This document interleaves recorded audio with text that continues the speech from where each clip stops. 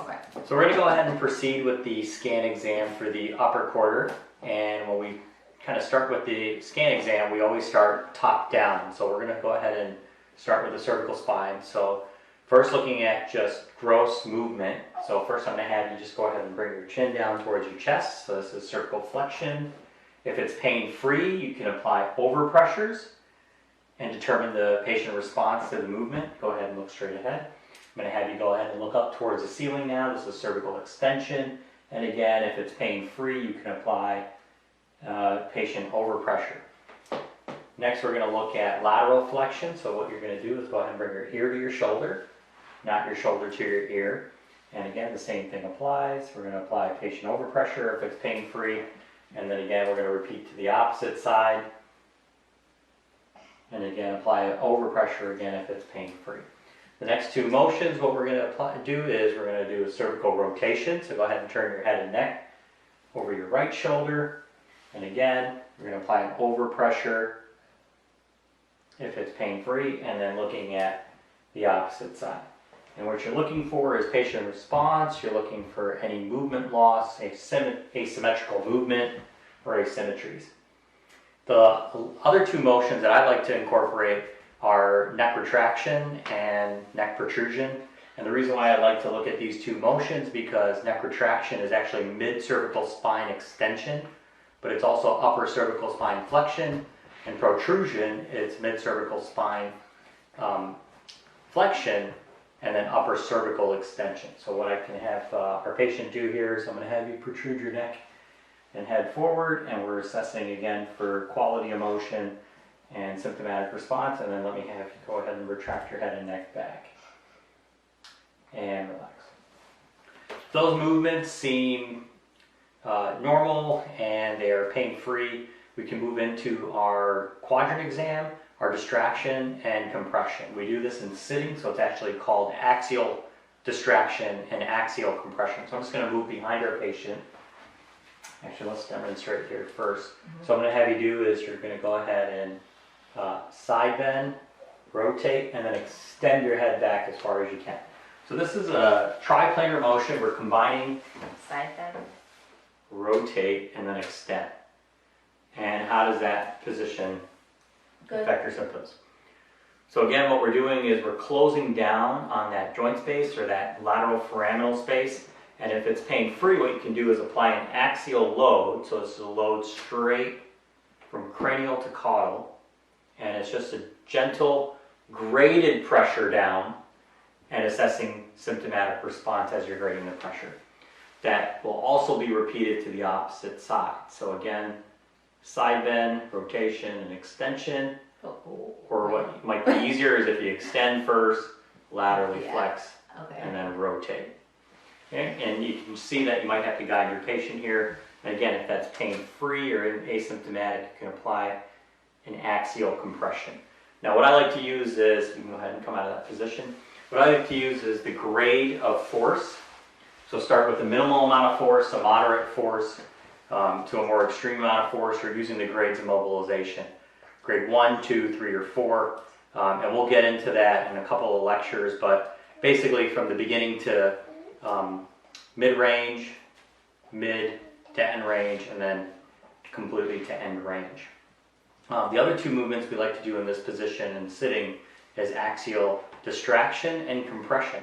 So what we're going to do now is I'm just going to have my patient here take a deep breath in, and I'm just going to cradle at the base of the occiput right behind the sternocleidomastoid and the mastoid process, and go ahead and breathe out. And as she's exhaling, I'm applying a axial decompression or traction. And again, we're going to assess for symptomatic response. And then the opposite would be axial compression. So just straight compression load. And again, we're compressing the joints and the soft tissues. And again, looking at that symptomatic response. Okay, as we move down the upper quarter, we're going to go ahead and assess for temporomandibular joint motion or jaw movement. And typically when there's issues at the jaw, mouth opening or closing will most likely be limited. So what I'm going to have you do is go ahead and open your mouth. Very good. and then go ahead and close. And again, what we're looking for is any asymmetrical movement, any discomfort or pain with that motion. As we now continue to go further down the chain, we're going to go ahead and assess shoulder mobility. And the shoulder movements that I like to assess, and you guys are going to get into your own routine in the order that you want to assess them, but we're going to start with, go ahead and bring your arm straight up. So we're going to look at flexion, and go ahead and bring it down. And because this is a gross exam, we're going to actually have you do them both at the same time. So we're going to look at flexion, go ahead and bring it down. Then we're going to look at scaption, so just a little bit further out, go ahead and do that again. And then bring it down. I'm going to have you bring it all the way out to your sides, bring it all the way up, and then back to 90 degrees. Bend your elbows. We're going to go ahead and bring your palms down, palms up. Go ahead and reach behind your head here.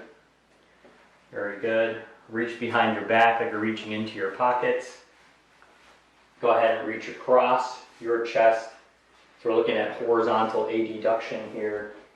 And then I also like to look at external rotation from a 0-degree abducted position as well. Okay, very good. And then the last two movements, I'm going to have you just go ahead and extend the shoulder all the way back. Very good. And again, these movements, if they are pain-free, you can apply overpressure. So what does that look like? Go ahead and flex all the way up.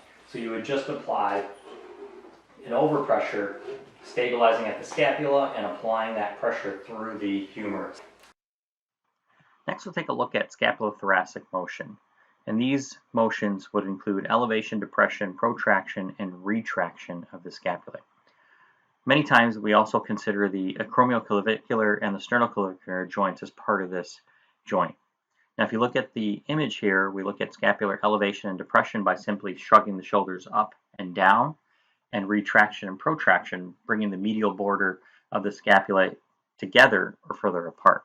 If you look at the bottom middle image, you see that during shoulder elevation, there's an upward rotation that occurs with shoulder elevation. With movement of the shoulder, there's an interplay between the glenohumeral joint, sternoclavicular, acromioclavicular, and scapulothoracic joints, making this particular area of interest to examine further if there's limited upward rotation or shoulder elevation. So I'm going to have our patient flex the elbows as far as they can. So go ahead and just bend your elbows as far as you can. And again, you're going to apply that overpressure if it's pain-free. And then go ahead and extend. And then same thing here, we can apply that patient overpressure. And the other two movements that we look at are pronation and supination. So go ahead and keep your elbows bent here and go ahead and bring your palms all the way down. And then palms all the way up, facing up towards the ceiling. Okay. And then we look at wrist movements. So the wrist movements we look at are flexion, extension, ulnar deviation, and radial deviation.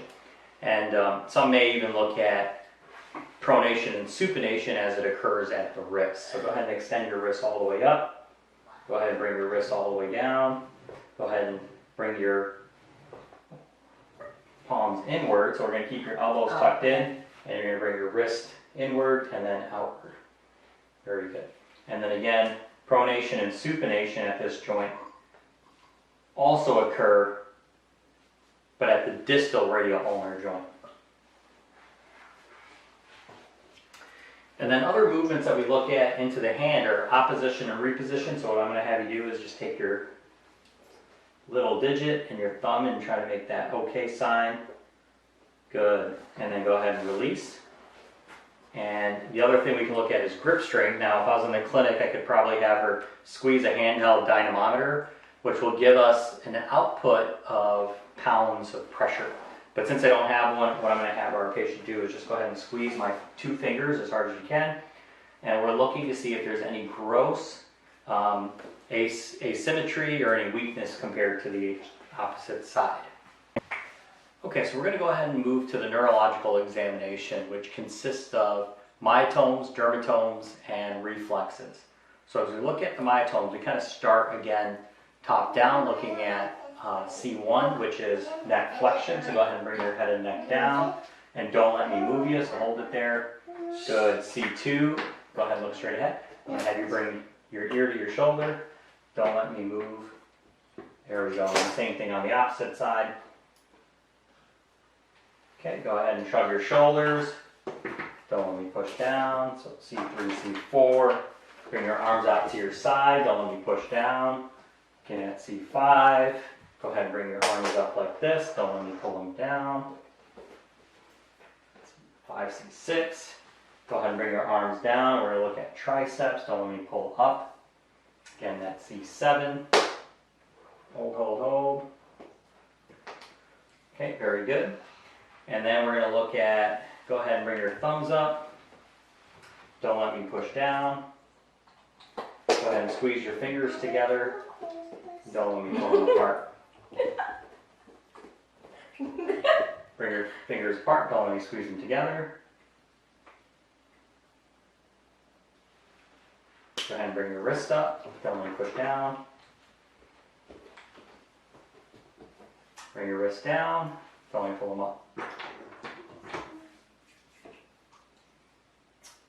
Very good. And then to check sensation, you can just, if you don't have a cotton ball, you can just use the pads of your fingers and looking at, again, C1, C2, C3, C4, C4, C5. And the way you would do it is go ahead and close your eyes. Let me know if this feels the same or different on each side. Same. Same.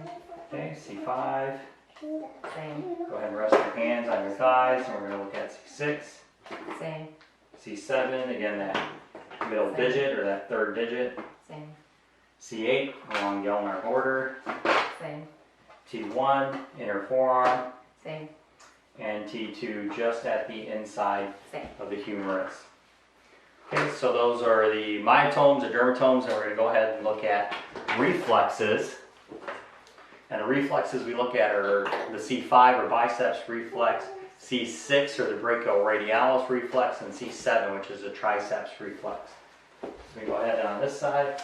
And what I like to have my patients do at least is have them completely relaxed on the pillow, so their arms completely relaxed.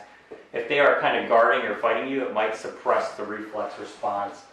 So I just try to find the biceps tendon, and we're going to go ahead and hit that, and what you're going to feel is that biceps tendon, or that biceps contract. And what you're going to do is compare it to the other side, and it looks like it's equal symmetrical. The brachioradialis, you just kind of look at the distal third of the tendon, and you just let the weight of the reflex hammer drop down on the brachioradialis. The triceps, there's two different positions that you could use. Some people like to cradle the arm like this and then just let the reflex hammer drop. And what I like to do is, again, palpate the tendon and apply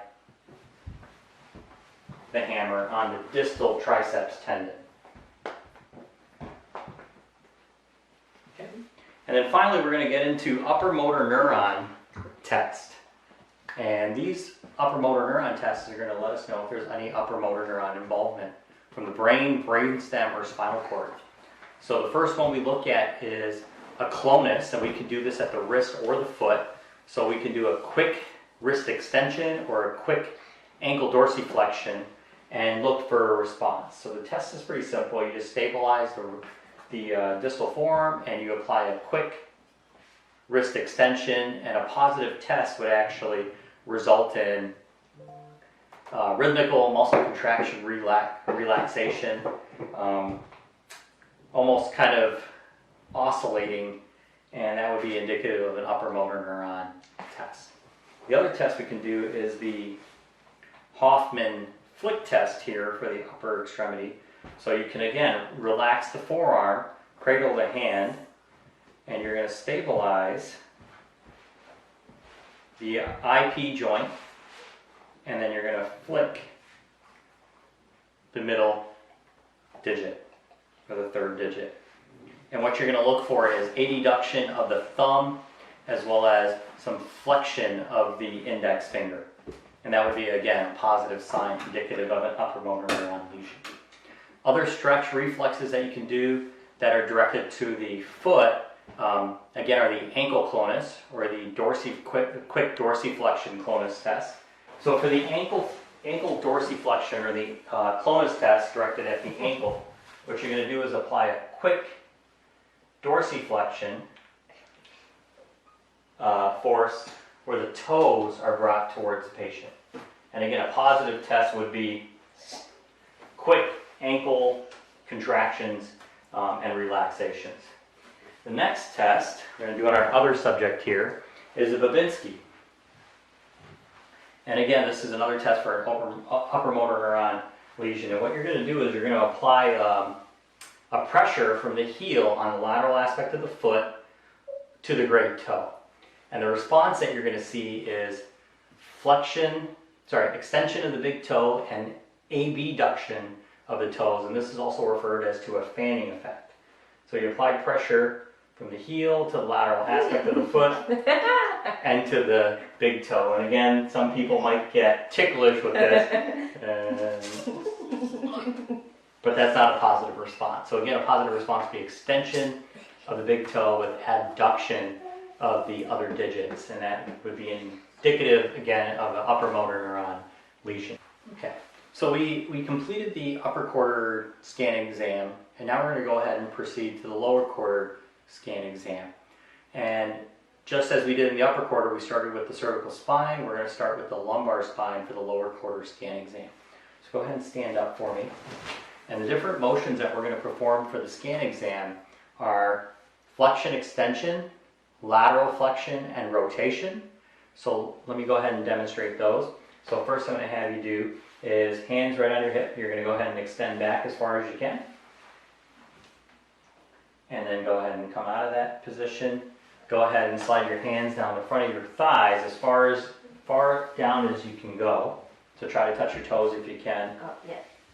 Okay, and then paying attention to also how your patient behaves, their symptoms behave on the way back up. So go ahead and come back up. And again, we're looking for movement, quality, symmetry, and any reproduction of pain. So the next motion we're going to do is hands on the side of your legs here. And what you're going to do is you're going to try to reach down and touch the outside of your ankle there. All the way down to the ankle? Yeah, as far as you can. Try not to bend your knees. Okay, and then go ahead and come out to the other side. Ankle, I can only go to my knees. Towards your ankle. Okay. And then go ahead and back up. And then the next one we're going to do is go ahead and arms across your chest here. And what you're going to do is you're going to rotate in one direction and then rotate in the other direction. Now, if you saw, we're getting a lot of hip and pelvic torsion here. So what I'm going to do is just stabilize at the iliac crest and go ahead and try that again. And this way we get a little bit more true thoracolumbar motion. So we have flexion, extension, lateral flexion, rotation, and then there's another movement that I like to assess, which is side glide, because when you look at lateral flexion and rotation, these are thoracolumbar motions. A side glide is hands on your hips here, and what you're going to do is just bring your hips across to the other side while maintaining your shoulders parallel to the floor. So go ahead and try that again. And what you're doing is you're comparing from side to side. And this might be a little bit more directed to the lumbosacral area versus the thoracolumbar area. Another test that we like to do here that's a gross assessment is, again, a quadrant test, which is the same quadrant test that we did in the cervical spine, except it's at the lumbar spine. So what we're going to do here is we're going to go ahead and extend, side bend, and rotate towards that side. So extend. Side bend and rotate. So again, what we're trying to do is close down on that ipsilateral side. We're going to go ahead and do the same thing on this side, which is, again, extend, side bend, rotate. And again, what we're looking for is symptom provocation and symmetry along with this. Overpressures can be applied, although you may not get as much information from an overpressure versus a repeated movement exam. And we're going to go over this a little bit more in detail in orthopedics, but an overpressure like you saw on the cervical exam would be go ahead and bend forward. And if that's pain-free, what we're going to do is we're going to apply patient overpressure and assess symptomatic response. Go ahead and stand up. Whereas a repeated movement is we're going to assess the patient's pain behavior and symptom behavior with repetitions of that movement. So what I'm going to have you do is you're going to go ahead and bend down and touch your toes, but I'm going to have you do that 10 times.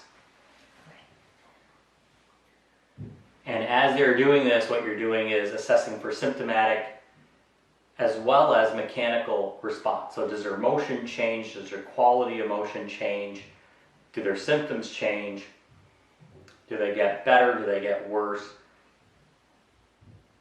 Do they centralize or peripheralize? So again, these are some movements that we're going to go over in orthopedics in a little bit more detail in the fall semester.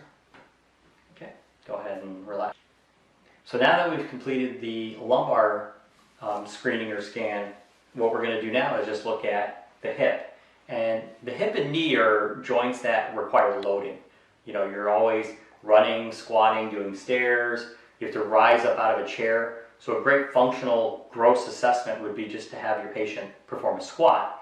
Now you have to kind of pay attention to how safe they're going to be with this squat. So if you have somebody who's a lot older and their balance is impaired, you may not have them do a squat just freestanding. You may have them kind of hold on to you or hold on to the table and then assess their hip and knee response as a result of the squat. So we're looking at the movement response, not so much the balance response when we're assessing for joint pain or muscle pain. So if I can have you go ahead and face me, and what I'm going to have you do is go ahead and squat down as low as you can. You can use the table here to hold on to, and then back up. So again, that's a great functional test for the hip. Can you go ahead and lie down now? Lie back. Yep. With the pillow. You got it. So now what we're going to do is we're just going to look at various hip movements. And I like to do these lying down. Others may like to do this standing or sitting. So go ahead and bring your knees towards your chest. Very good. And we're looking at hip flexion here. And she's already applying a self-graded overpressure. Go ahead and relax. And in this position, what we can already do is I can look at external and internal rotation of the hip when the hip is flexed at 90 degrees. And you would compare both sides. Two really good combination movements in the hip are the Faber test and the Fader test. So the Faber test is exactly what the letters, the acronym is. So it's flexion, abduction, and external rotation. So we're looking for a flexion, abduction, external rotation, and then you can compare that to the opposite side. So that's the Faber test, and we can also do the Fader test, which is flexion, adduction, and internal rotation. So we have flexion, adduction, and internal rotation. And again, we can assess either side. Go ahead and have a seat. And again, we can do these tests as well as in sitting. So go ahead and just bring your hip up towards the ceiling. Good, and then go ahead and bring the other one up. Both together? No, you can bring this one. Very good. And then relax. What you can do here is go ahead and bring your foot out. So we're assessing for internal hip rotation, and then go ahead and do the other side. And then if I can have you bring your heel towards your knee. So we're going to look at, so it's internal and then external rotation. Did you do that on the other side? Oh, no.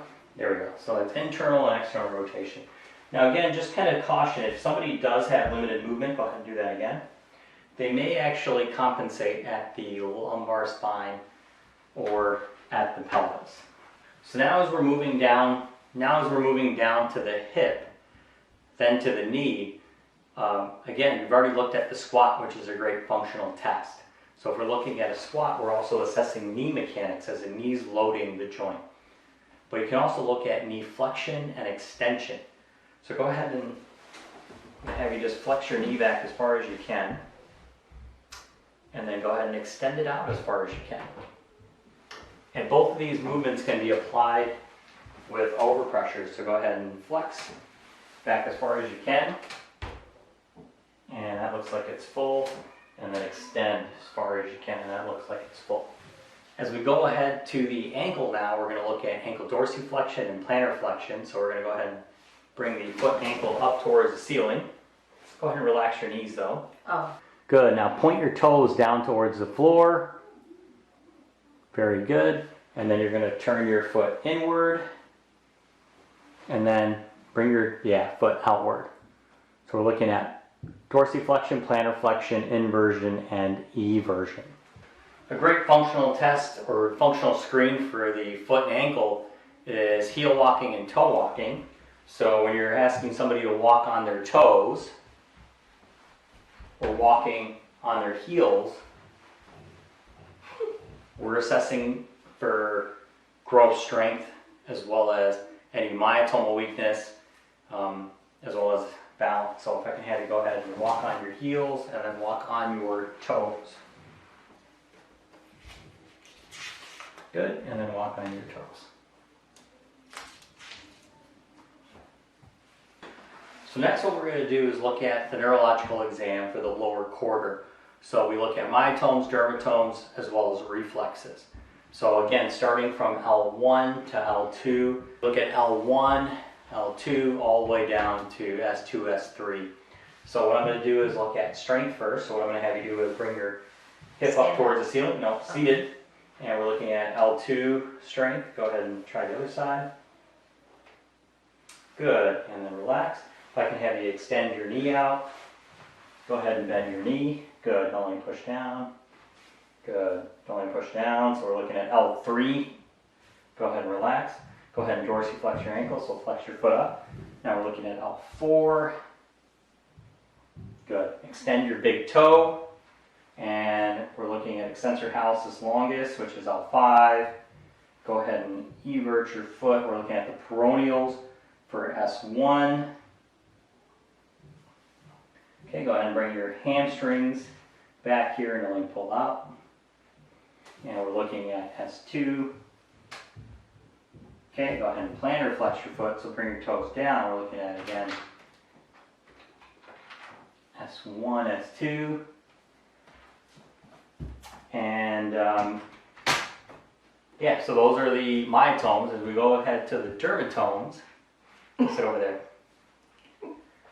We start at the proximal thigh for L2.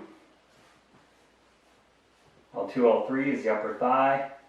L1 is actually the greater trochanter lateral buttock or back. L2 is the anterior thigh.